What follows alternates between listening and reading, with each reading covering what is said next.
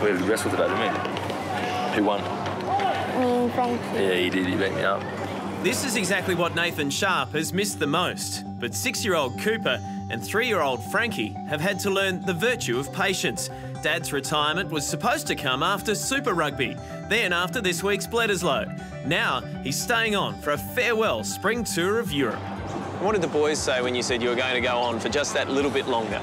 Cooper's the oldest one. You know, he was understanding. You know, he said, "Oh, I'd love to have you home, Dad, but you know, it's good that they need you, so we'll see you when you get back," sort of thing. And you know, that's a pretty special conversation to have with a 6-year-old kid. Sharpe says it doesn't seem so long. He was the kid in the playground, a self-confessed, short little fat kid growing up in Wagga Wagga and loving Aussie rules, but not possessing much ability.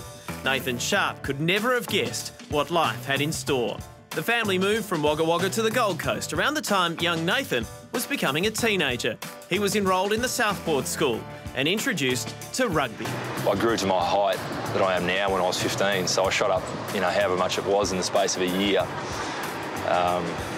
And probably weighed, you know, 80 kilos, if that, so I was a pretty lanky young fella with a big mop of hair. He was a star at more than just rugby. He was school captain, a gun rower, played trombone in the TSS Big Band, and that's not all he was famous for. I do high pant quite a bit. It's a bit embarrassing, but yeah, I do. I high pant. I like it. That's who I am. Nathan Sharpe's career was also on the up and up. Straight out of school into the Red Squad the same year the game went professional in 1996. You know, I came through with these guys that were, you know, legends of the game, you know, Ealsy, Timmy Horan. 17 seasons on, the name Sharpe sits comfortably among that list of champions. And now Sharpe, try! After 7 seasons at Ballymore came the offer from the Western Force, the opportunity to be part of a new chapter in Australian rugby. Yeah, a really hard time. A big part of the decision came down to, you know, probably the last conversation I had with my dad was, you know, what should I do here? And he said, you don't want to have what-ifs in your life. Over the next 7 seasons, the first 6 as captain, Sharpe was the face of the Western Force, the heart and soul of the franchise through highs and lows. A 5-pointer for Nathan Sharpe. I would have loved to have more success. You know, I think, you know, I thought about that, you know, when I was looking to retire as well. You know, I really would have liked to get some results with the Force. You know, really threaten the competition. There aren't too many disappointments. That's one of them. Another is the lack of Bledisloe success. Nathan Sharpe's the only current Wallaby to have drunk from the cup. It's been 10 years. Yeah, it burns me.